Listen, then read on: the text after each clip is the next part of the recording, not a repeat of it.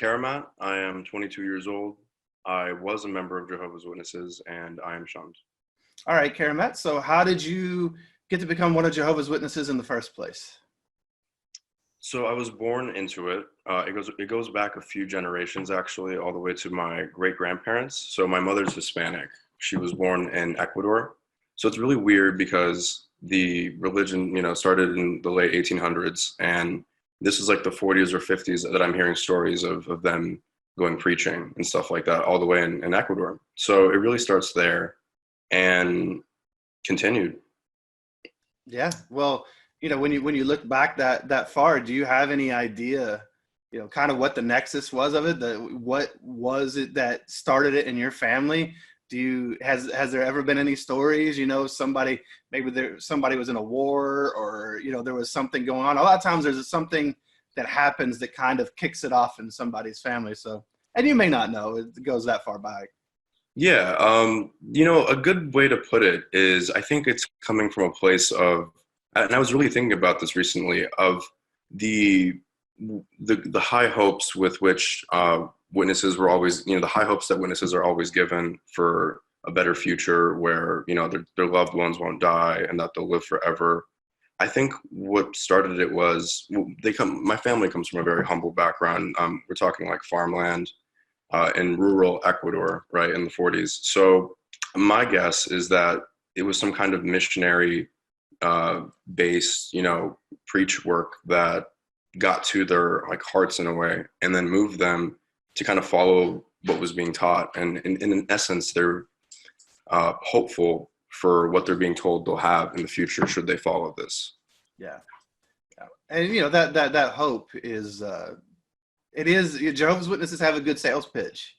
That hope that you're going to live forever on Earth. We know what Earth is like, so it's something we can relate to. That you can see your dead loved ones and things like that. So there's a lot of that. That hope is a big selling point, and it's a well-crafted hope when you think about. Yeah, and what bothers me about it is that in essence, it's kind of like its own form of um, manipulation in a way, because we're talking like people who might not be doing so well in life, and then here they're being sold this idea that legitimately gives them hope that they believe in, and before you know it, they're in this new world, living accordingly. And that's what rubs me the wrong way in the long term when I see it play out that way, because to this day I feel like I see that all the time when it comes to not even just Jehovah's Witnesses, but any kind of other belief system that just pivots on that. Yeah, false hope is a bad thing. It keeps people stuck. It gets people into bad situations. When that false hope is in the future, you see people delaying their life today and not really living like they could. Or Jehovah's Witnesses a lot of times die without life insurance, and just awful things that are simple things that could have been taken care of, but they just never thought it would happen to them. They thought they would just walk right on into paradise at some point in their life, and yet here we are. Nothing has changed.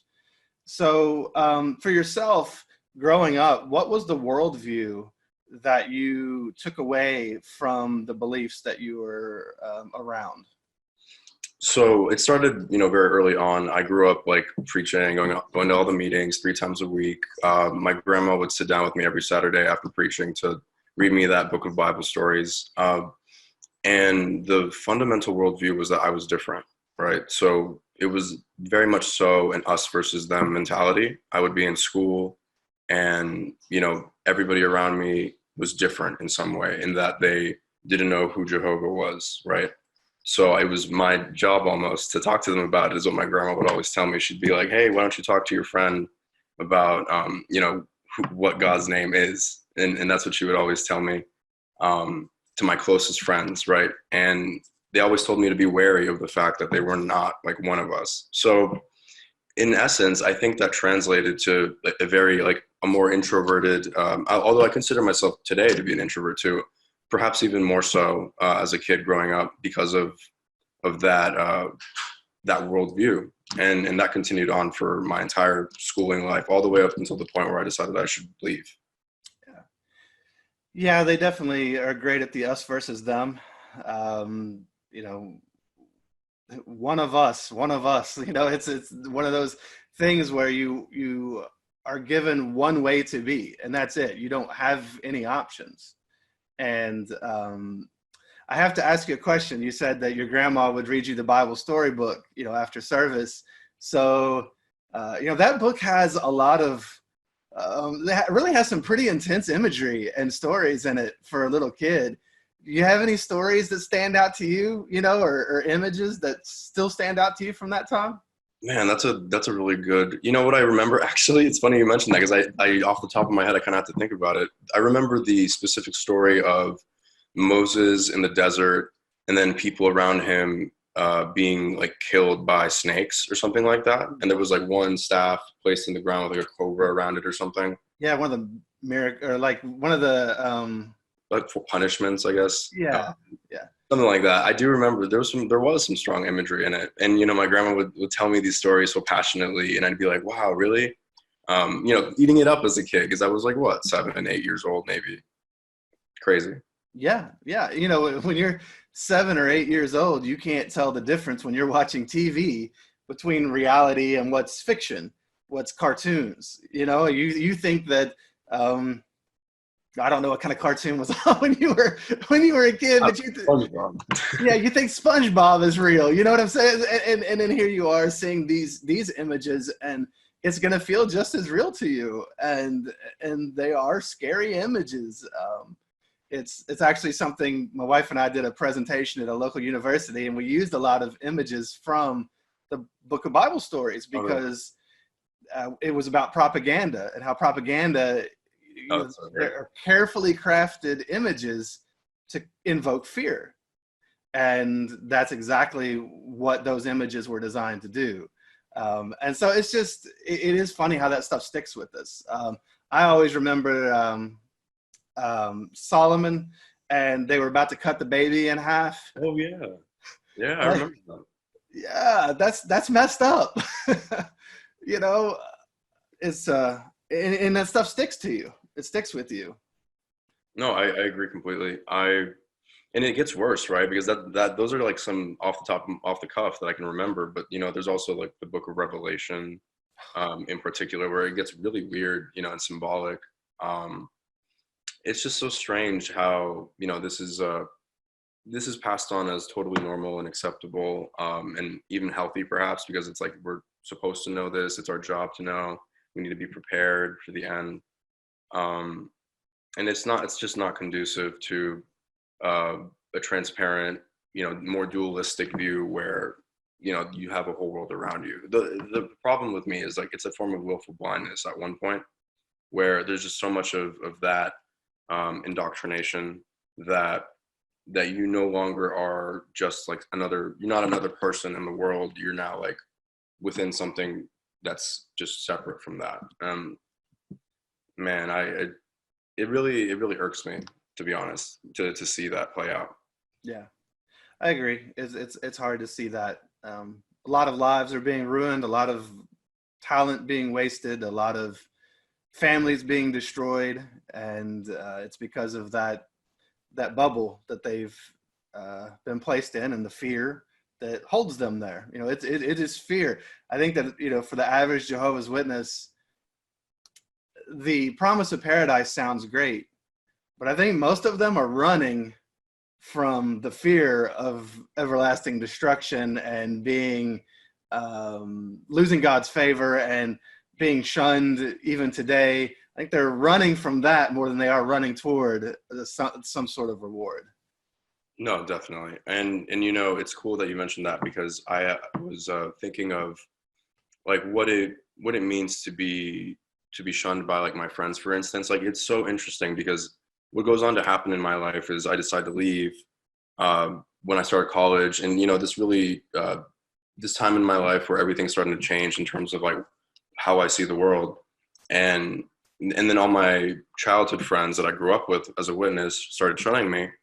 And then as the years passed and I was just out there trying to survive and do my own thing, I'd actually run into them, and then they would actually have conversations with me as like a confidant, and they would tell me about how they really felt about things. And it was really interesting, because This goes deeper because it's so cool. My situation, I feel like I'm a bit thankful in a way because I've heard such terrible stories of kids like me who have been shunned by their families, just totally like off the grid in a way. But for me, I've been lucky where I've been able to repair some of the relationships I have with my witness family. Not all of them, though. I still am hard shunned by some of them, but the ones that I've been able to keep in contact with I've essentially kept like a line of communication where they can see what I'm doing with my life, and that positivity and the decisions I make that are correct in an objective way are producing a quality life that they don't even have. So all these friends come to me and they'll message me or they'll text me, or I used to work at a gym, for instance, and at this gym my friend signed up at a different location. One day he shows up and he's like, "Oh my God, it's you!" And he starts talking to me like, even though he's not supposed to. And he was the son of an elder, even. So he was this really, really cool kid. I love the guy to death. And he would just tell me about all the crazy stuff he would do, like the non-witness stuff he's not supposed to do, and how he wants out and how he wants to like live this life. And I'm like, all right, we'll do it. It's gonna be hard though. I'm here for you. And he never did it. He's still there to this day. I see him on social media. I hate that fear. It's coming from a place of fear to live like that.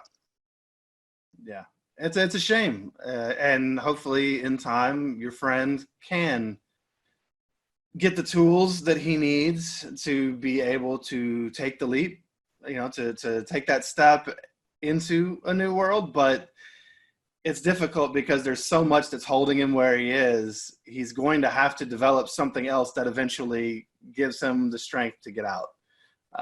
But it's a really difficult place to be. And I think it would be really interesting if you could get witnesses to be honest. Yeah. And you could take some sort of a survey of actual active Jehovah's Witnesses and get behind the scenes how many of them are really into it like they project. And I think you would see that there are a lot of people in there that either are just not in it at all, they're completely mentally out, but they're just going to keep their family. And then I think you would find a lot of other people who have a lot of doubts, a whole lot of doubts, and who would leave probably if given the chance and maybe a hand up. Maybe they do need a hand up to help them out of the hole they're in. But I think that there's a lot of people that would no longer be sitting in the kingdom halls if that was the case. And there's the fear side of it too, right? That's one big side that's part of the manipulation that goes on. Yeah. But then there's the other side of a fear that's like towards the outside world too. So something that I've noticed, and like I said, I want to get into eventually like how I've been able to reconnect with my family in a way, despite being shunned by others. I've been able to learn about what my other friends who are shunning me have been up to. And what I see is like this, almost like this sense of complacency where they're not really doing anything different. Now, they were older than me when I was like a teenager, and now they're like pushing 30, and well, they didn't go to college, or maybe they dropped out to be, to pioneer or something, or maybe they even did both. Maybe they got married, but there's just like something like stagnant about like what everything that appears to be, who they are. And it's weird. It's weird to observe that and see how, despite pioneering and living their life as a witness, it's almost like they're in a neutral place as opposed to like a good place. It's like they're not even happy. Yeah. Well, most of them. I don't know if you've ever seen the movie Groundhog Day, the old movie that had Bill Murray in it, I think. No, I haven't. Okay, but anyway, basically every day he wakes up, every day is the same. All the same things happen in his day, and it drives him crazy. That's what being a witness is like.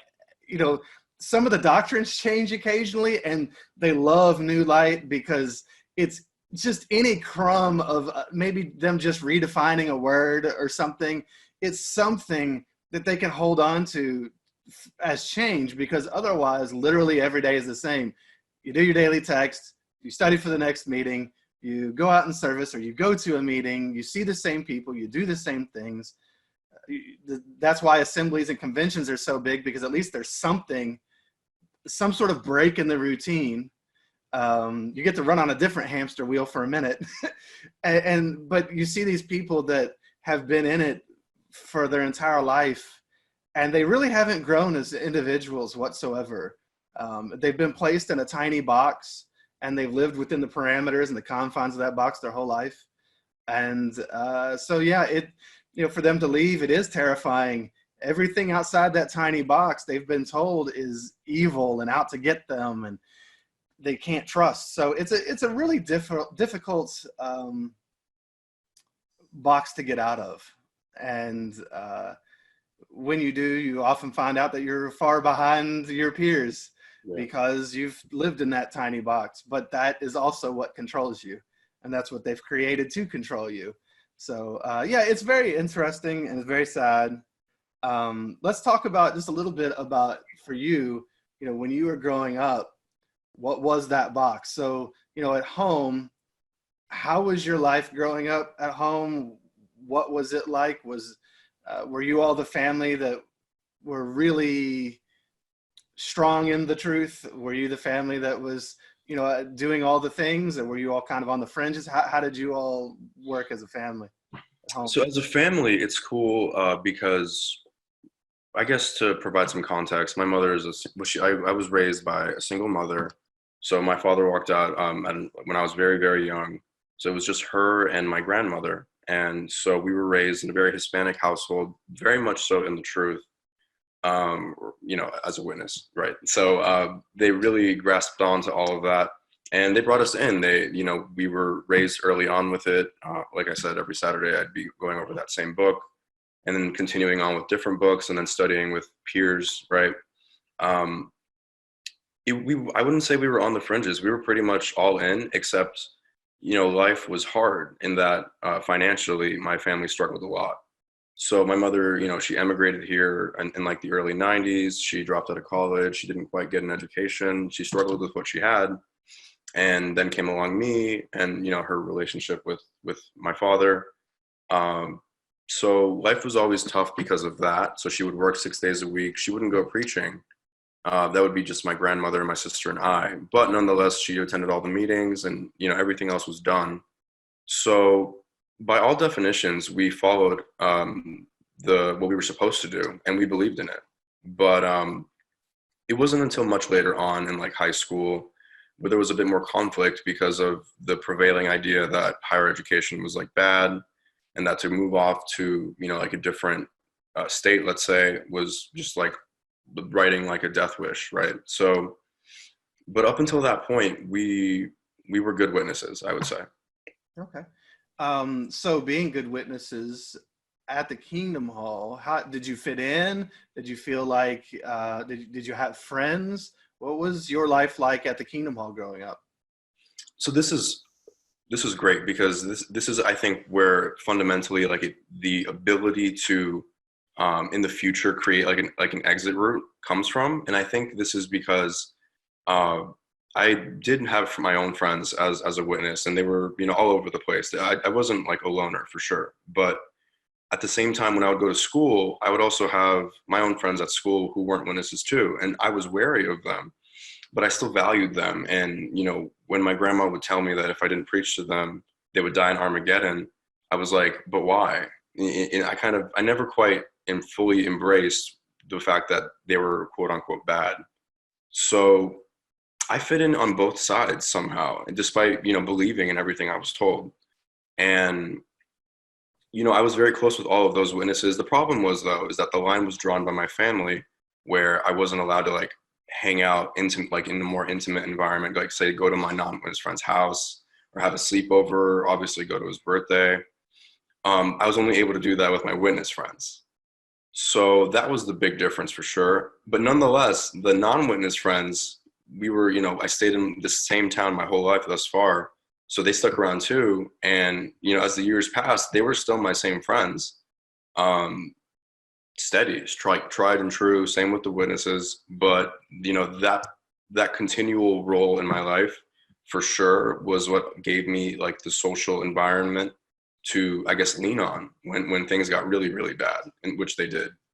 Um, but but yeah, I mean, as a witness, there was very much so also that in that crowd of like more popular witness, there was like a bit of a hierarchy for sure, Oh yeah. where you'd have like your older kids, and then your really little kids, and then your teenagers or somewhere in between.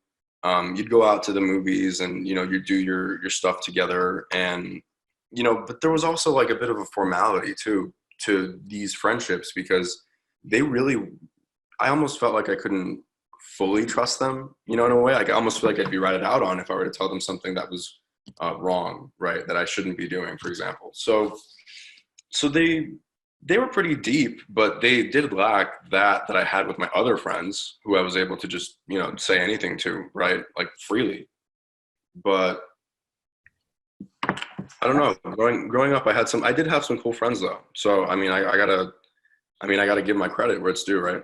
Yeah, and that's a really interesting point you make, that because you had these, I hate the term, but worldly friends, in contrast with the witness friends growing up, you were able to be more vulnerable and intimate with your worldly friends, at least in conversation, even though you weren't allowed to go spend the night at their house or hang out outside of school or whatever. It's just interesting, how you would be able to see that even at that age, that these people are a little bit more on board with me, and these people here at the Kingdom Hall, we're cool, but we're only cool as long, I do have to hide this, or I can't say that. So it kind of drives a wedge there a little bit, because you can never really be your full self, and neither can anybody else. So how can you ever have a really deep relationship with Jehovah's Witnesses? Because everybody's hiding some of their own identity, or just has no idea who they are and doesn't have an identity. And there are obviously exceptions, right? There was one close friend who I grew up very closely with as a witness, and we talked about all kinds of different ideas. He would tell me he was very much so in doubt himself as the years passed. He was a little bit older than me, and he would do all these like not good things, like that you weren't supposed to do as a witness. Like I'm talking like underage drinking, women perhaps even. And he would tell me these stories, and I'd be like, wow, you're this like cool kid who's like out here doing these weird things that I'm told are bad. And that also exists, but it's very private and it's kept silent. And it's ultimately not healthy to have that, to have to like for that to be like outlawed in a way, in such a way where you can't even trust who's around you.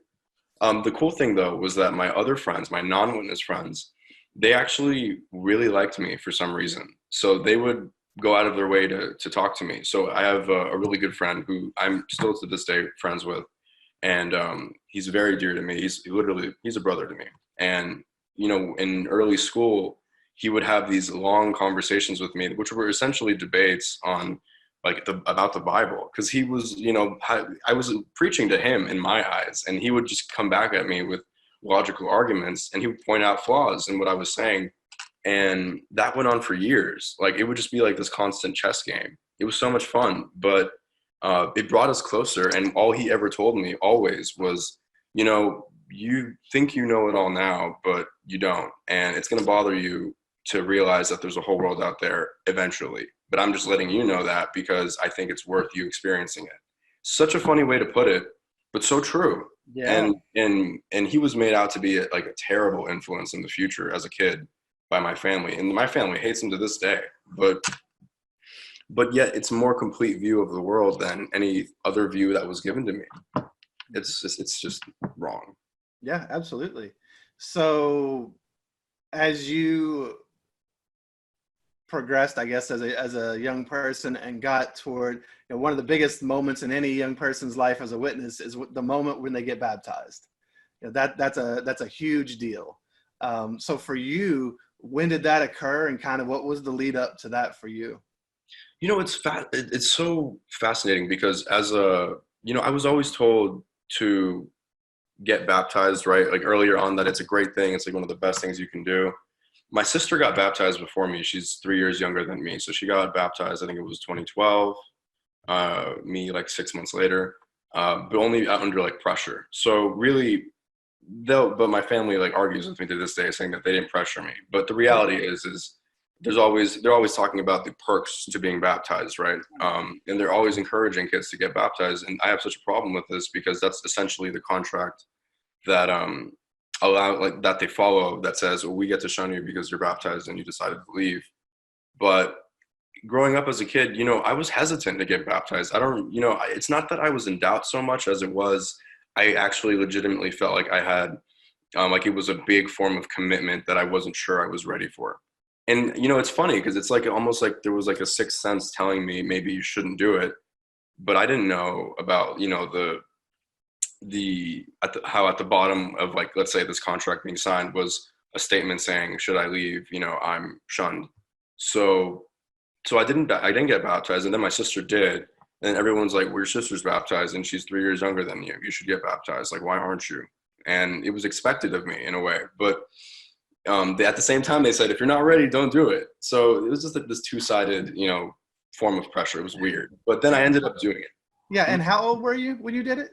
I was, I believe, 14 or 15. I was a little bit older, actually, now that I think about it. Yeah, 14. I'm going to say 14.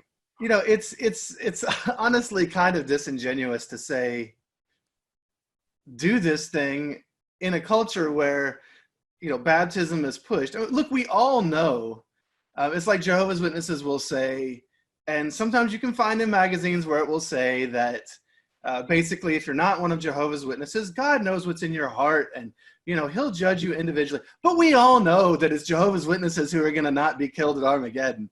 Like, we all know that that's what's being taught, right? And it's like with baptism. It's like, well, get baptized if you really want to, no pressure, make the decision on your own. But just know that if you don't do it by a certain age, we'll all judge you as bad association, and you won't have any friends, and you won't be allowed to do anything.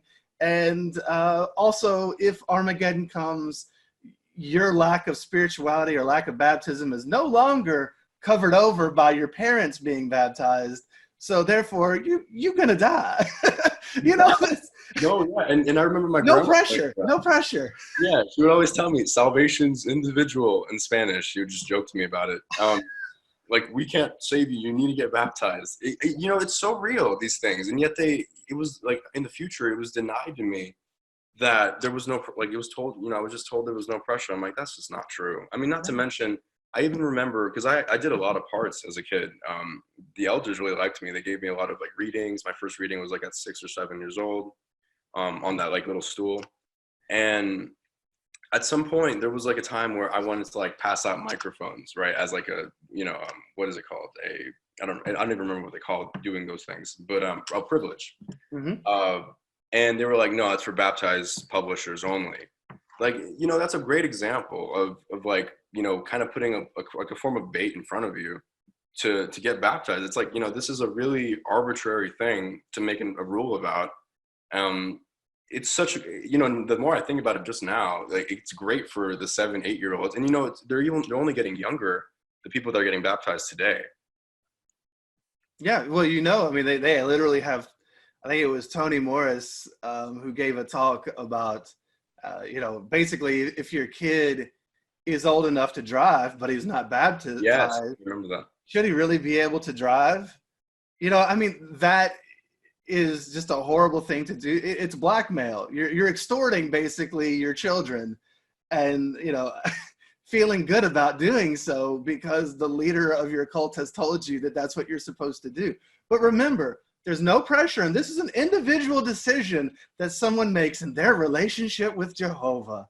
It's not, and even the baptism questions, what is it that the last ones, it's basically saying you're pledging yourself, you're supposed to get baptized in the name of the Father, the Son, and the Holy Spirit. But the last question is just talking about God's Spirit-directed organization. Yeah, I remember. And most people don't even realize you're just signing up to, you're committing yourself to an organization. That's what you're doing. And for most of us, as a child, as a child, when you are 14 years old, I think I was 14 as well. What do you know? You don't know anything about the world. You don't know anything about yourself. You don't know, you've never been given any other opportunity. There's actually a phrase called, undue influence. When you've only ever been given one choice, you can't say that you've been given a choice. There is no choice. Here's the one path and you have to follow it. And if you don't, you're going to die. So, and lose all your people, lose all your family, lose all your friends. Everyone will turn their back on you. So how can you ever, that's coercion. How can you ever say that any child out there that has gotten baptized had a choice? They had no choice. They were doing what they were programmed and bred to do their whole life. So it's just a very unfair thing. It really irritates me that, you see people later then blaming essentially a child for making a choice that it was pushed into through all these pressures. Even just because somebody didn't hold a gun to your head, that's not the only way to pressure someone into doing something. And they know how to do it and they're masterful at it. So for you, you got baptized. Were you hoping, like, sometimes people, when they get baptized, they're hoping that it's going to give them something that, maybe if they've committed some error in the past, that it's going to cover over it, or that it's going to give them a new life or a new perspective, or there's going to be some magic moment where birds come down from heaven. Like, what is it? What was there anything for you were kind of hoping to get from it? What I was constantly told it like meant to function as was like a form of like a shield, is the illusion that was made for me a lot. And I understand what they mean by that, and that to them it's like by making this commitment, you're planning to live your life in a way that is like directed by God, like in such a direct manner, and here's like that's signed by me via baptism. So what I definitely wanted from it is to play a bigger role in the congregation and like take on more responsibility, because I felt like after a certain point there was a bit of a bottleneck. But I wouldn't say I was as far-fetched to think that it was just going to, well, actually, you know what? No, yeah. I was also told it would give me like blessings, like generally, speaking. So, it was supposed to enhance my life, right? But ultimately it was precisely, why in the future I ended up getting, kicked out, being made homeless. It was terrible. But it starts there, right? When I was like 14. Yeah. And you have to think, they know that people a lot of times are afraid of, if I get baptized, what might come later, if I don't want this, because it is a commitment. And they do say, well, it's for your protection. When you think about it, that protection, they're basically saying that protection is fear. That protection is fear that now if I mess up, everything, the weight of the world comes falling down on me. That is the protection. And they're basically telling you that without telling you that. Yeah. They're alluding to it slyly. Mm-hmm. It's for your protection. No, it's for your protection because you can keep me in forever, because now you've hooked me in, you've roped me into this contract.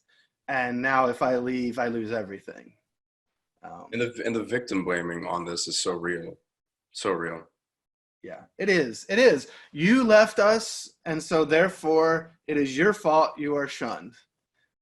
As if shunning isn't an action, a thing that you do to another person. Right. And the irony is that we're indifferent to them, right? Like if they want to talk to us, cool, we're open to talking to them, but they're just like, no. Yeah, absolutely. It's their choice. They're the one choosing to not speak to us. Any of us would talk to our family and would love to. We could hang out. We could talk about anything other than maybe witness stuff, because if they were open to having real open dialogue, sure, but that's not going to happen. Yeah, let's hang out. We can go to the park. Well, maybe not now because we're all quarantined, but eventually we could hang out and go out and do things. But it's one of those things where they put it all on you for leaving, as though it was your fault now that they shun you. It's not. It's so hard for someone who like perhaps isn't fully stood up emotionally on their own to really internalize that it's not their fault, especially when they're being bombarded with that left and right, which is why it's so manipulative and so wrong. Yes, absolutely. They want you to hang your head in shame, feel Yeah. like you are a bad person, that you are worthless, so that you will leave and then come back. It's no different than a domestic violence situation where a wife is being beaten and told, if you leave me, no one else will ever love you. On the outside, no one will care for you because you're trash. I'm all you'll ever have and the only person you can ever have. And then, if that person leaves, then you see the husband going after that person and blaming them for all kinds of things. It's narcissism, it's abuse, it's emotional abuse, and it fits so many classic abuse patterns. But for yourself, so you get baptized. Obviously, this leads you down a path. So, you know, once you've committed, now there are certain things, and you've alluded to, that are coming in the future. So how did this start to play out as you went from that 14-year-old newly baptized kid toward, actually being a legal adult anyway at 18 and progressing on from there? Man, that was an interesting time in my life because that was high school, right? So high school was the first 2 years were just super chill. And then the last 2 years was like, what am I going to do about college? I actually have scholarships lined up. I'm doing good in school. I'm also giving a lot of parts, and I have a bit of like status among the congregation. People like me. Um, I'm starting to make a bit more of an impact. Now it's like, what do I do? Do I go to the state school up, hours away, or do I stick around at the local school that everybody tells me isn't all that great, that I'd be selling myself short for in an effort to please, what the people that are telling me to stay, right? The congregation, um, the religion in general, because it was around that time was, I don't know if it was just that, I mean, I'm sure it's changed, but around that time it was big to like have to leave the congregation and move somewhere. It was like a really big deal. And it was like, I've watched kids like around my age too. Like, for example, I had a very, very close friend of mine at one point who was also from Ecuador, ironically. And he was a really good witness. He incredibly productive, very, very academically intelligent, high performer. And he would be alongside me. We'd both be like one of the top two kids to like get parts all the time. And people loved us. And then he got accepted to Stanford University as a senior when I had already decided to stay home and go to college here locally. So he got accepted to Stanford, and obviously it's like life changing for him. And he has to think about it, and like it's rumors around going around the congregation: is he leaving? Is he not? And then he decides to go, right. And first he's going on his own, and then like his dad was actually an elder too. So what ended up happening was he was being like reprimanded or something by like the elders, the body of elders at the local congregation. And then his parents were like, all right, we're just going to go with him. We're going to move to California or wherever Stanford is and and be there with him to ensure that, we maintain our spirituality or something like that. And they were just under all of this social pressure to not leave, right? And then not only that, they ended up being stripped, like the elder father was stripped of his elder status by going off to California. And now to this day, they're in California. He ends up dropping out of Stanford. He's a good witness now. But so that was like the theme of my life at that time, like going to college. So when my senior year came and I was, a baptized person, I was actually starting to go a little bit more through the motions at that point because I was always expected to pioneer. And during spring break, there was like this 30-hour deal where if you did 30 hours, you were considered a special or not special, something pioneer auxiliary. Yeah. And I never wanted to do it because I was like, it's my 1 week off in spring break. Why do I got to like spend it preaching with all these other kids who want to? Like, I don't want to. It was interesting because my grandma would shame me. She'd be like, why don't you want to? You should want to. Like, it was expected of me. And all my friends would go preaching and they would invite me, and then elders would come to me and give me the paper to sign, be like, this is for you. All this form of like of subtle pressure. But I never actually, I never took it. I never actually did it. My sister even did it, so I was shamed for that too. But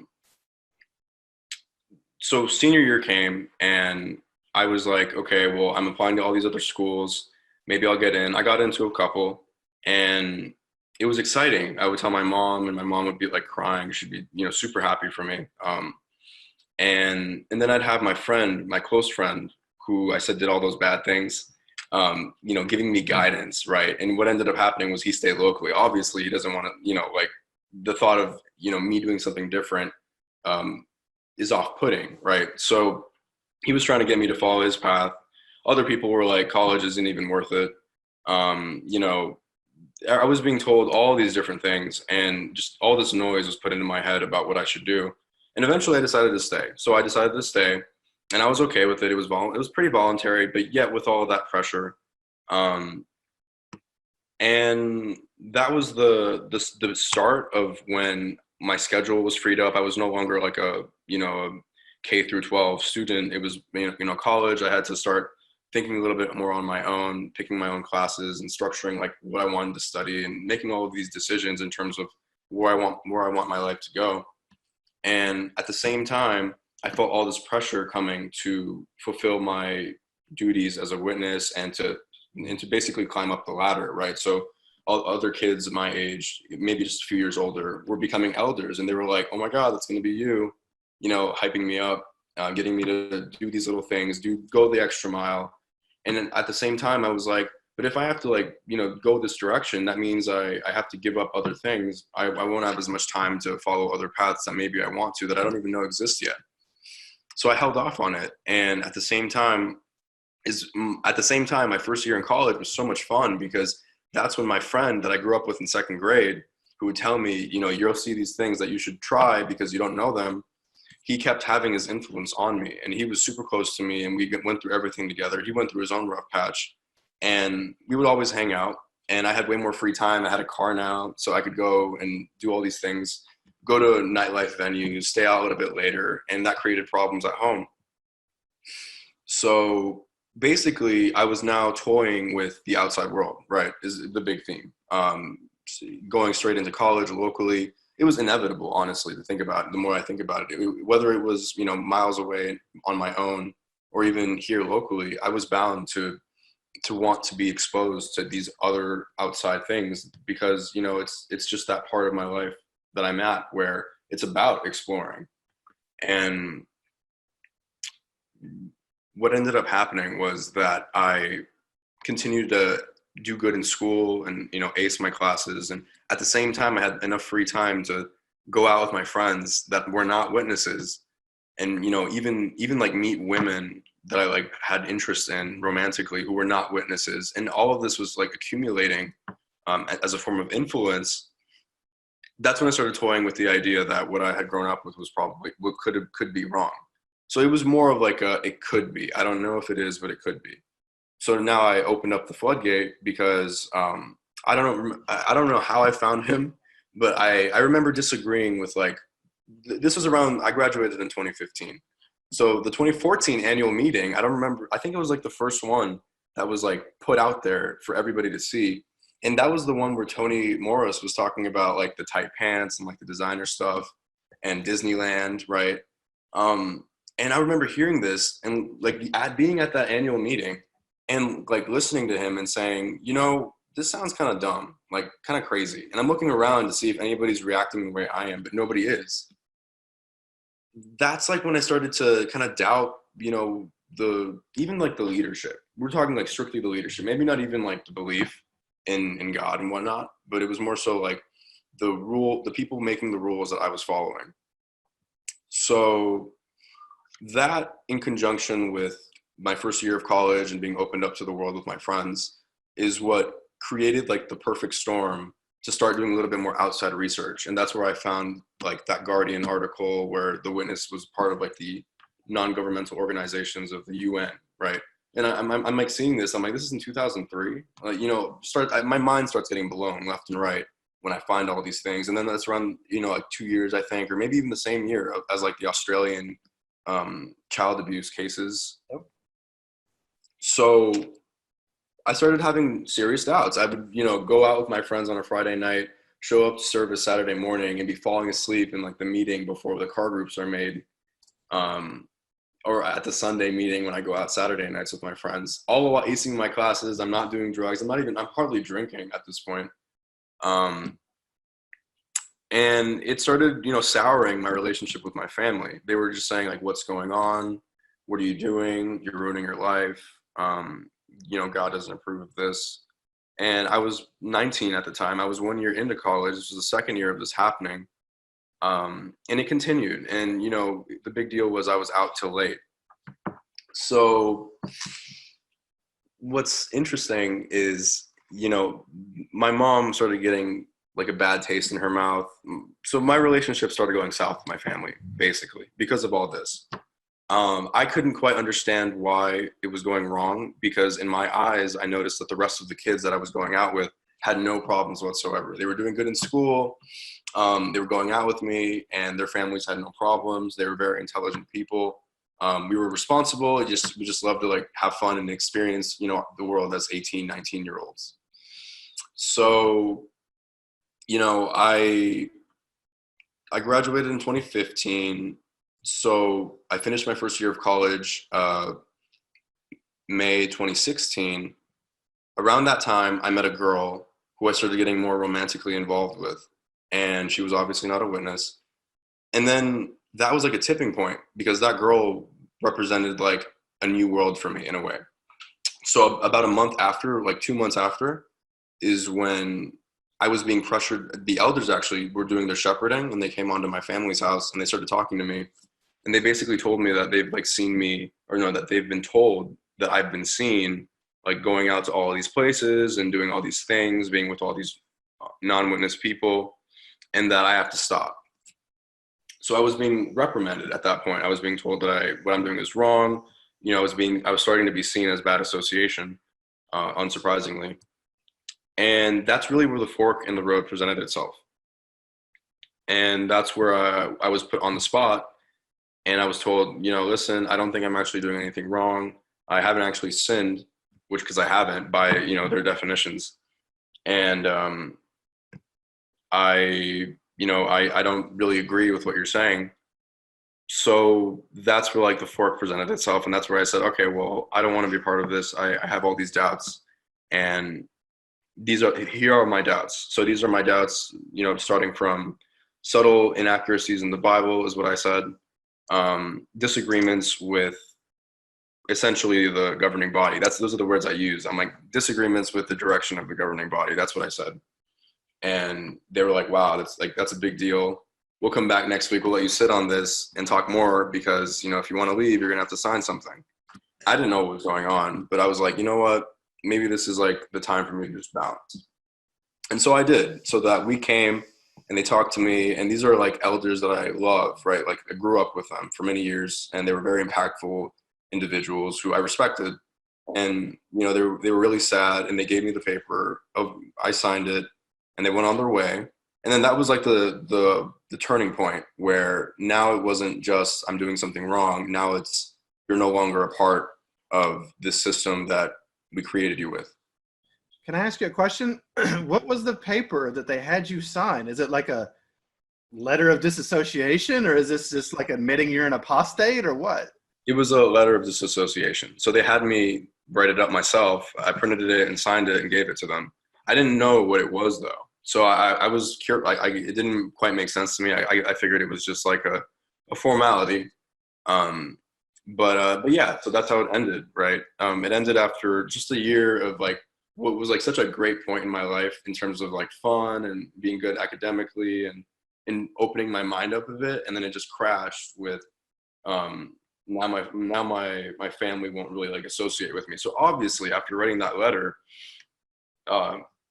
my family was just like distraught. They just were really sad about the fact that I made this decision, and I was being begged to not make this decision, and it was just terrible. All these like tears were shed, and that was the start of the rift that only widened with my family, because I was no longer going to the meetings with them or preaching with them, interacting with them in these things that they valued so highly. I continued to do what I love to do. I did great in school. I kept dating that one girl I really liked, and I kept going out with my friends, all while killing it in school and trying to respect my family. Maybe I stayed out too late. I admit that I do, that I did, but it only worsened from there. And then, 6 months after that, things were starting to get pretty hostile with my family, where they were just, being shady towards me, where like I almost felt like I wasn't safe to be in my own house, where I wasn't, respected, and I mean, it was hostile for me to them too, because we'd always get into arguments about religion. My grandma would run up to me and say, "What are you doing? Come back!" Like, it was just weird. It was very irrational, emotionally charged behavior that only made things worse. And then that was in June when I signed that paper. So then November came, and no, October came. I went to like a Halloween party, my first Halloween party with this girl, dressed up as like Greek gods or something, ironically. And then I come home, and then my mom like seals the door shut, and like in such a way where I can't get in, even if I had keys, which I did. So I managed to like finagle my way, because it's like taped, and rugs are stuffed under it and all that. It's all just ridiculous stuff at this point. It was like maybe 2 a.m. In Boca, everything closes at 2. It's not terribly late, I like to think. But then, I walk in, and she's just like fuming. She comes out at me, and she calls the cops on me. And it was like this crazy debacle where the cops came at 2 a.m. They're like, "What's going on?" And I have to, like, as rationally as I can, explain to them that we're having like a disagreement, and that everything's fine, and this is what it's coming from. And it was ridiculous. And then at that point, she gave me 2 weeks to leave. And I had no job. I was living off scholarship money. I was doing good, but I had no like real income. So, those 2 weeks came, and I was just bam, out. And that's when things started to get really bad, because that's when life was just essentially turned upside down. Yeah. So, I think you bring up a good point. You're talking about how emotionally charged all this situation is. And, if anyone objectively looked at that situation and was like, okay, take out the whole witness thing. You have a kid who's living with his mom and his grandma, and he's going to school, excelling in school, has a stable relationship. Okay, he goes out, and stays out till 2 a.m. sometimes, but everything else is okay. Like, who would kick out their kid for that? Most people would be celebrating that their child was doing so well. But in the organization, it just comes down to, do you believe the same thing I do? And if you don't, then you no longer matter as a person. And so it's so unfair. Who would imagine that someone would get locked out, who's doing all these other things and not causing problems, and have the cops called on them? Like, that's such an overreaction. It's just a gross overreaction, and it's a shame. It just shows how emotional this is, and that it's not. It really gets to why people believe what they believe a lot of times. It's very emotional. It's not as much an intellectual game as it is an emotional one, and it's filling things for them that they need. But it's not a healthy tool, because it results in such unhealthy behaviors when it's being used at such an extreme degree. So I'm sorry that happened to you. That's rough. I can't imagine you living in that house for 6 months after disassociating. I can only imagine like what the pressure must have been like. It just sounds brutal, because I know how Jehovah's Witnesses typically are, where they don't really recognize boundaries. They think they can say anything they want to you. You can't say what you want back to them, but they always have that right, because they have the truth to preach to you. And that would have just been so triggering and awful. I can only imagine how that must have been. It was very evasive too. Thankfully, well, I wouldn't call it. I don't think it was healthy. I don't think it could have had a healthy outcome, given the fact that all of that was done. And, the paper was signed, everything, the deal was made. All that I could do was just separate myself as much as I can. I mean, it was so stressful to be in the house, so I would just leave. I would go, to a park, or chill with my friends somewhere. Go to the local like shopping center just to hang out and talk. And yeah, that only made things worse, right? So it was either I was there and in constant arguments with them, or I was out and not really addressing perhaps the deeper problem that might not even have been able to be addressed.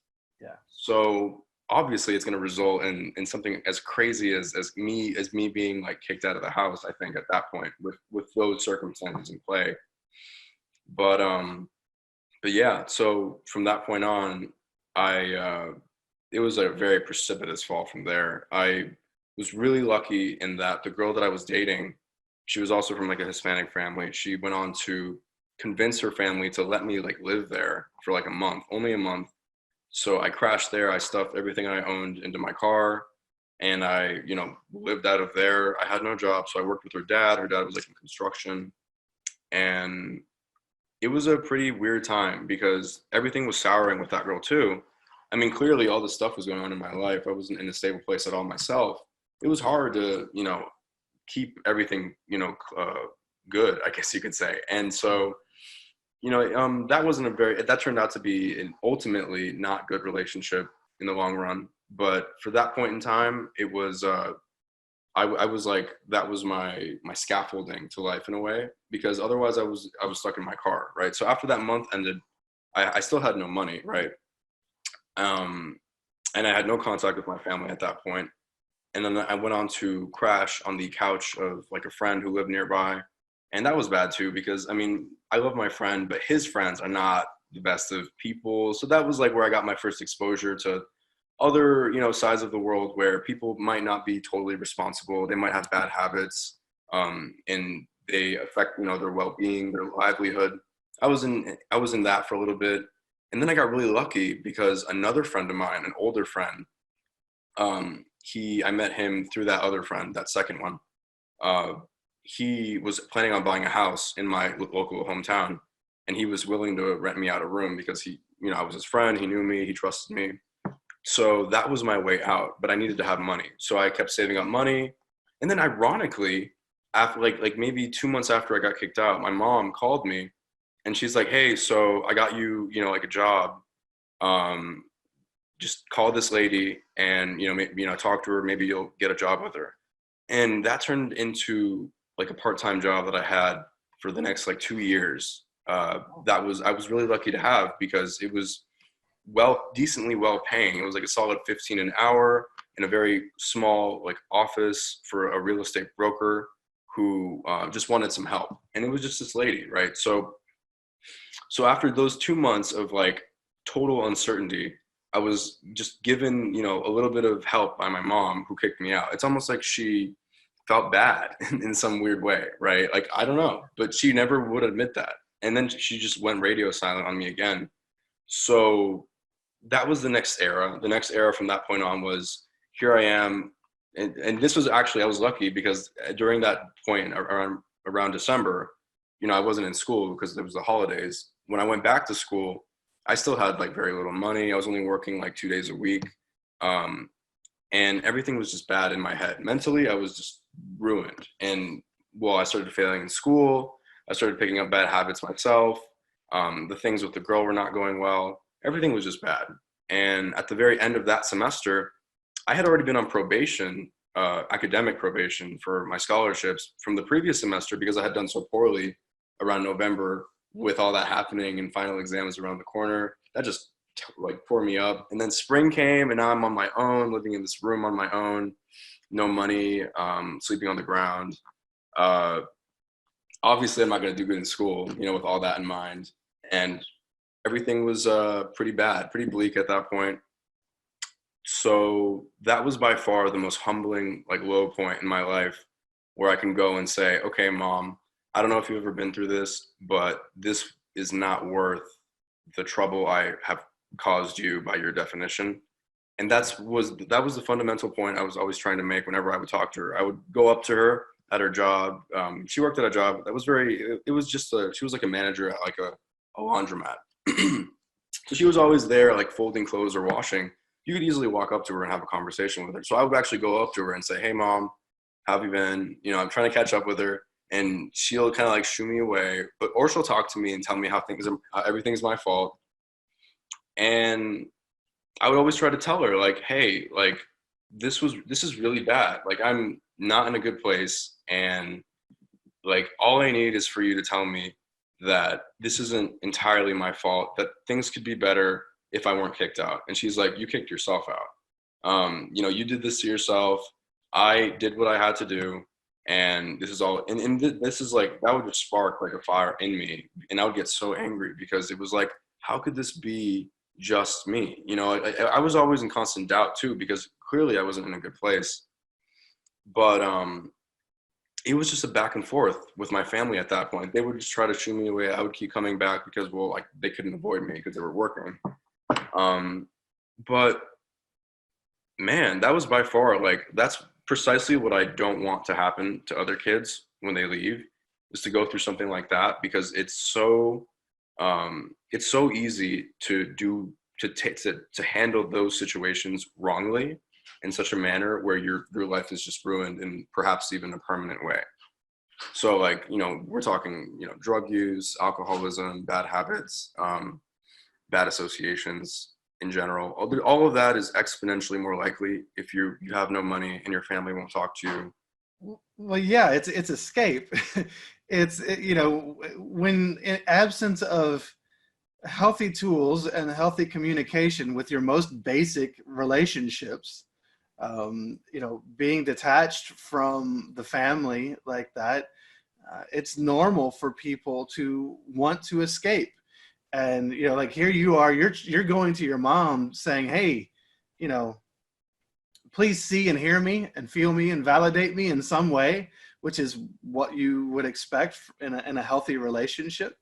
And when you can't get that, the pain of that is very real, and it's going to make you want to escape into something. It would be nice if we could escape into therapy or coaching like I do, or something where you can reach out to someone healthy and get some guidance through the situation. But at that age, you know, most people don't have a lot of tools, and escape becomes the tool. It's a very normal way of, unfortunately, of processing things, because it hurts. It hurts a lot to go through that with the people that you think are supposed to actually love you. Because, you know, a lot of times we throw, I was actually talking about this last night, a lot of times we throw around the term unconditional love. Yeah. Actually, that's just love. Conditional love is called control. There's love, there's control. They are mutually exclusive. And so there is no, in my opinion, there is no real unconditional love and conditional love. There's just love and control. And, you know, control really isn't so much love. And it feels really bad when you're stuck in that situation, because you're not being seen and heard and felt and validated, all the things that typically come along with a healthy, loving relationship. So, you know, no wonder people turn to bad things sometimes, because it hurts. It hurts a lot. And what's so sad, what makes me so passionate about the whole thing, is that at the end of the day, like, we all just want to have a good life, right? We all want to be happy, fundamentally, do good things, be impactful in a way. And, you know, to be denied that, like, you know, I had lost, from that point on, I lost my scholarships. Everything was in the ground. I picked up a bit of a drinking habit myself. I picked up a job at my local gym. That was when things started to turn around a little bit. I started to stand up for myself a bit more. I took a semester off from school, and then I basically tried to recollect myself, like, emotionally, financially, obviously. And then I somehow put the pieces back. And then the end of that year, like December, I was like, all right, I'm going to go back to school. It's like a do or die thing. I'm going to have to take out loans. I want to finish. I have to. I only have like 2 semesters left. And then that's what I went on to do. Right. So it was hard though, because all that time I had no money. My net income was like negative, a month to month, never had enough money, always struggling, eating it as cheaply as I could, buying, you know, whatever I can get. And then at the same time though, I was actually maintaining contact with my mother and my grandmother. My sister, though, never wanted to talk to me. So my sister is the primary person who to this day shuns me. And it's quite interesting because her and I had such a close relationship growing up. She's 20 now, so she's not that much younger than me. And I haven't spoken to her in like 4 years now, almost 4 years. And I don't really understand why, but I think what happened was growing up, her and I were pretty close. She always hung out with my friends. She didn't quite have her own intimate social circle the way I did, so I brought her into mine. And it was a little bit tough here and there because maybe sometimes I might have been like, oh, where are your friends? Like, I kind of want my guy time or something like that. And anyway, we were really close. And after all this, it sounds like what happened based off of what my mother and grandmother told me is that when I left, she was receiving a lot of like emotional support by all of my childhood friends and all of the adults around who, knew how close her and I were. And they would just comfort her emotionally and be there for her in such a way where it was like she was just swallowed into this group again. And it was so weird because she was actually my confidant. When I would go out with my friends, I would tell her where I was going, and she'd be like, ooh and ah, because I'd go to this cool concert in Miami for an artist that her and I both loved or something like that. So, man, it was so weird to watch that play out that way where now it's like, I don't even know who she is. And here I am today, like I'm doing so much better. I'd love to share these things with her. And she doesn't even know who I am. Yeah, that's one of the saddest things is that shunning often prevents our families or people that we love and care about from seeing the best of us. They a lot of times they saw us at best when we were stuck in an organization, trying to play a game, trying to put up pretenses, trying to survive and be that thing that they wanted us to be, which often results in a lot of actual unhappiness, sometimes a lot of anger and rage, sadness. And then you leave. I know for myself, as a witness, I was depressed, I was anxious, I didn't really like people very much. I wasn't always very pleasant to be around, to be quite honest, very judgmental. Yeah. Now I'm out, I'm free, I love people, I am very non-judgmental, I accept people, I have a great life, all these wonderful things in it. And all of the people that were with me before, like none of those people get to see that anymore. None of those people are seeing the free and happy Mike. They saw the angry, sullen, bitter, depressed, anxious Mike.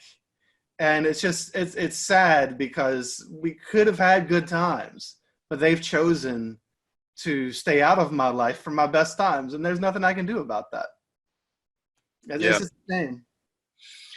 It's man, it's so tragic, right? Because the thing I was talking to my girlfriend about yesterday was that like this is such a small group of people. We're talking like 8 million people, I think still. It's so meager compared to the rest of the world, and yet the effect that exists on those people is just so real, and it plays out in other belief systems too, in probably a similar way, but man, I would just love to be able to put out there that stuff like this is like exists and that people should be aware of this. And it sounds like it's working. It sounds like there's a little bit more activism and people realize that there are legitimately, groups like the witnesses out there that have these controlling tactics. I mean, thanks to the internet and media and all that. So I'm optimistic about the long term, but more than anything, I care so much about being able to communicate, like publicize myself in such a manner where the people that I care about most, like my mother, grandmother, sister, can see that the net result of my decisions and everything in terms of leaving has been a life that I'm proud and happy of. And that's fundamentally all we care about. So if I can just get that to anybody, and show them that like the low points were really low and they were very real. But if there's like such a way where it could be done in a more calculated, intelligent way, perhaps, I think more people could leave. I just hate seeing that people are so afraid And, instead of being like afraid, they should perhaps do some research and maybe learn from like my experience, for instance, or those of others who've shared that they've also been homeless or something. And then, prepare a plan, because this is your life we're talking about. Yeah, absolutely. And, it's a shame because there's no way to get around the emotional impact this is going to have. It is going to impact you emotionally.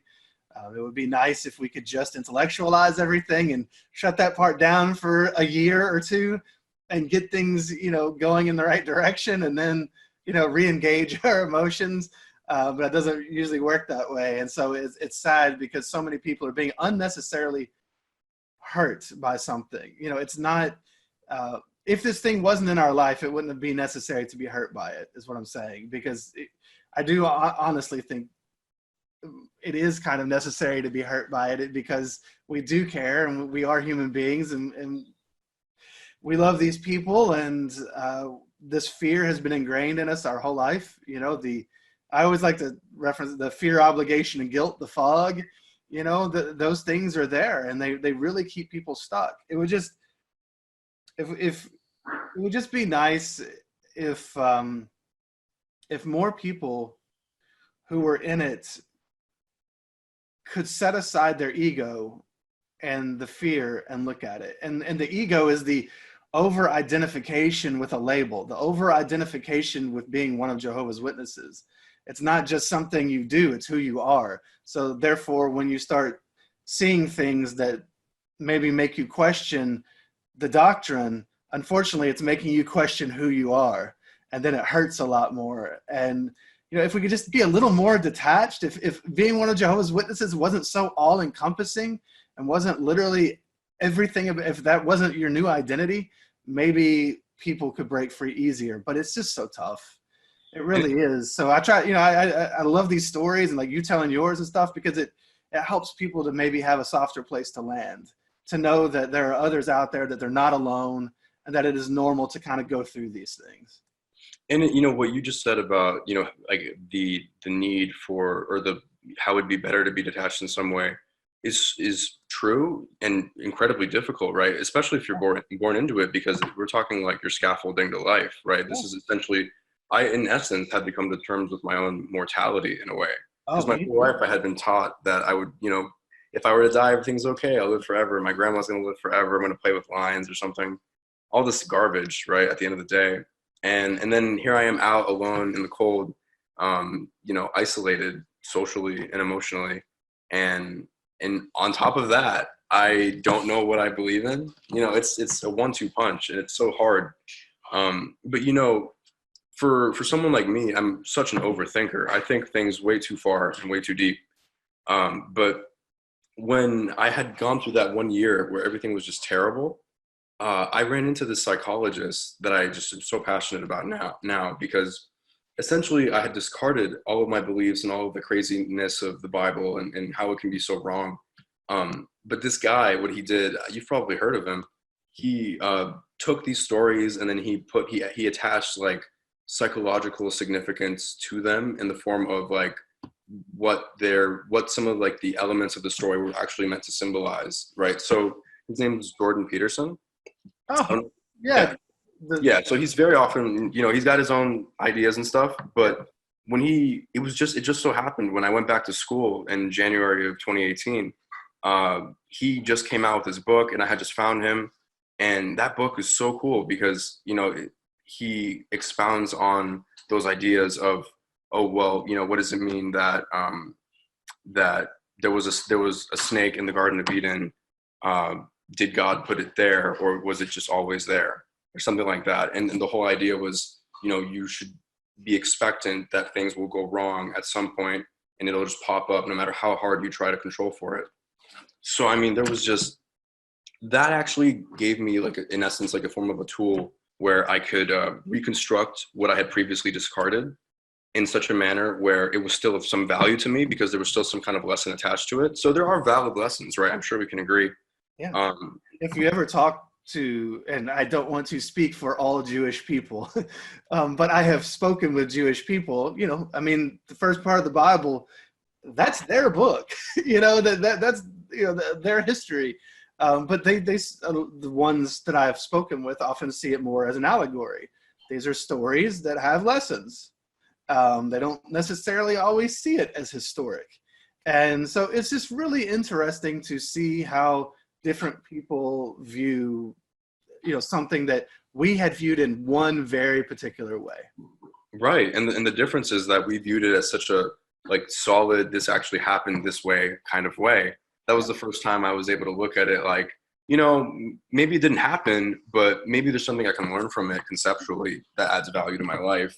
And that was such a massive help to me coming out the other side of all this, because as somebody who thinks a lot and likes to, have like a structure of the world, that was given back to me in a more purified way than what was previously what I had. It was just more tyrannical from the beginning, I guess you could say, with what it was originally. But now here it is in a more balanced view where, it's not what I swear by, but it's something that is useful to me.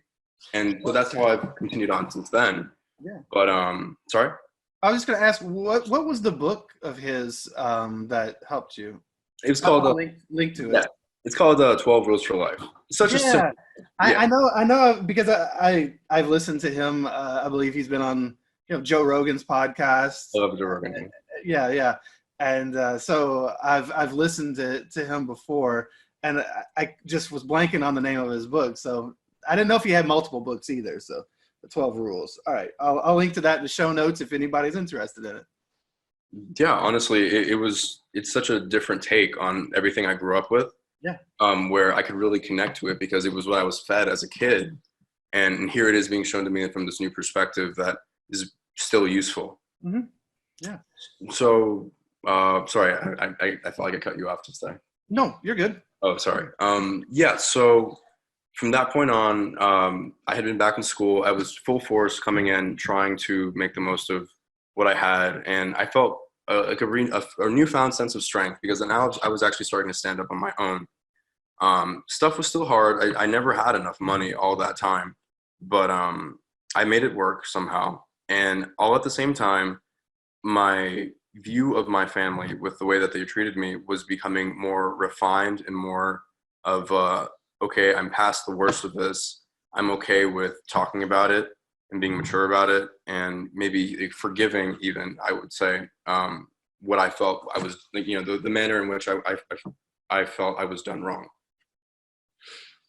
And that always made a little bit of progress, actually. I would always try to talk to them, and I'm always trying to verbalize as precisely as I can so that I don't, make them mad. We can come across and have a productive conversation. And really pave something of like a path to a better relationship together. And it actually has been working. It's been working great. And now I say this, 2 years after that, I still do keep in touch with them, and they still do call me, and I still do talk to them. They draw a hard line. They do involve me in their religious conversations, though, occasionally, and they really want me to come back now. They're always telling me, you should come back. Like, you're doing so good, but it'd be so much better if like God were part of your life, or bring, your girlfriend into it even. And it's like, what are you talking about? Like, my life is good because of these decisions I made. Like, I hustled through all of this, the worst of it. And now I am good, which wasn't easy to get to. It took a lot of planning, and not to mention, I never even mentioned this, but like as a witness, like who goes to college, you're kept in the dark in a way in terms of like what you have to do to like get a job in, let's say, like a corporate job, let's say. So where you have to play that game of resumes and interviewing and meeting with people and networking. It's really its own game. As a witness, the way you live your life is in such a manner where you can't even like have a network of non-witness work colleagues, you could say. You aren't supposed to. From the beginning, you're screwed. Anyway, so that's like what it ended up coming out to. That year back in school was I was on fire. I had developed good habits. I started going to the gym. Mentally, I was doing so much better. I was writing a lot more. That's when I started writing on Quora, which is how I found Mark Jones, which is how I found you. And things were just so good at that point. Everything was improving. Um, I graduated, life was really just so much an uphill spiral from that point on.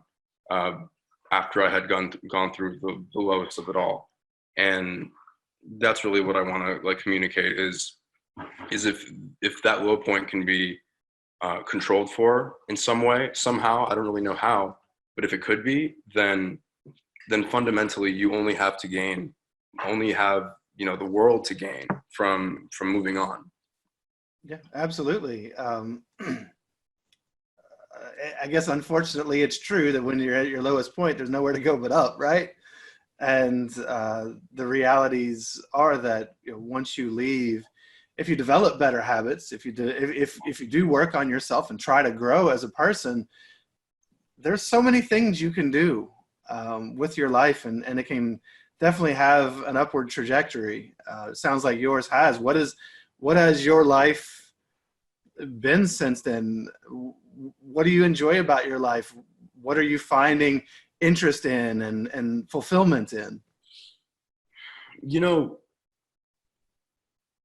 From the very beginning, the way I see it is I just want to have a good life, right? So what does it mean to have a good life is the question I posed for myself. And it meant having good relationships with people I care about. It meant moving forward in the world in a manner where my finances are in order, where I have some kind of stability financially, where I'm doing stuff that I'm passionate about, where I'm engaging in hobbies that I love, making time for. I think those are the big three. I think it starts with having positive relationships with those that matter to you most, meaningful. Having your money in order, where you can kind of keep the bill collectors, the debt collectors at bay, and then being able to keep something on the side for yourself that is of great joy and value to you in its purest form. I think those are the big three to start with. And for me, what it was after weathering the lowest point of it all, it was, all right, here I am. I have all these people that have stuck out with me throughout all of this, my close friends that I'm like that same friend from second grade. And I have that. I have my education that I'd always been like a good student. So that was just like the path that I felt was easiest for me. And then, I love to write. I love to read and play guitar and like learn. And I'm just a thinker at heart. Okay, I have a good question for you. So first, a statement, and that is that when you're at your lowest, the first thing you have to do is survive before you can thrive. You have to get your basic Maslow's hierarchy of needs met. You have to get those things met. Then you can start to find the things that bring you that joy in life. So for you, so this is one of the things that a lot of ex-witnesses struggle with, is they don't know what they like. So for you, how did you find some of the things that you like? That's an interesting question. As a witness, I definitely wasn't, encouraged to pursue my hobbies the way we would be preferred, right? So, my uncle actually gave me a guitar, non-witness uncle, gave me a guitar when I was in elementary school, and I wasn't disciplined enough to keep at it, so I never did until I got kicked out of my house and I had all this free time, and it was really sad. And I was like, you know what? My sister always said I was really shitty at guitar. I'm going to learn guitar. And then I did. Really, I think it's in essence just reconnecting to those little moments in your childhood where you kind of got a glimpse of what you actually really liked, right? Because I knew I liked guitar from a very early age. Same with even reading. I was a reader. I was a bookworm for sure. And it doesn't even have to be many things is the thing, right? It could really just be one thing that you really like to do for fun, and then you come home from like a long day at work or school or something, and you just do that. It's a great thing. It's therapy at its finest, for sure. I appreciate you answering that, because I think what you said was beautifully stated, that those glimpses of things from your childhood. When you're a child, you're kind of your purest form of you. You have interest. There are things that you are intrigued by. Unfortunately, for most of us, they are covered over with field service and meetings and expectations and all these other things. but you still exist. The little Karamat is still inside of you somewhere, and was still interested in guitar. And like you said, I think that because a lot of us who leave are perfectionists, a lot of times we expect to come out and just be like, oh, I have like all these hobbies and all these things I enjoy, but our exposure to things was very limited. So it's just like, how do you know what you like to eat? You have to try different things. You're going to like some things. You're not going to like others. There's no like moral judge. Well, some people do, but typically there shouldn't be any moral judgment attached to whether or not you like a food or not. And it's the same thing with hobbies or employment or whatever. You have to experiment and try different things so that you can find some things you like. Otherwise, how are you going to know? We weren't exposed to anything but knocking on doors and, passing microphones around and giving talks. Yeah, and it's so true because, and the thing is, there's more stuff out there that I could like that I don't even know about. Yeah. So, it's totally valid to say that I should still go out there and explore and find new things, because that's the beauty of life, right? We don't really know it all. I think that's a good thing. I think I'd rather not know it all than pretend to and act like I do. I think that's willful blindness. Yeah. Run with those who search for truth and run like hell from those who claim to have found it. Yeah. That's a quote that really impacted me when I was waking up. Thinking that I thought I knew it all. We all did at some point. We were told that. Well, any encouragement or anything, any lessons, anything that you'd like to share with anybody kind of as a parting gift, anything that you've learned or maybe a lesson or something that you'd like to share, a little wisdom? I think in terms of parting advice, the only thing I could say is that it's admirable to decide to take the leap of leaving, and it's going to be hard for sure. I think it's actually better to expect that it's going to be hard than to think that you can get off and make it easy.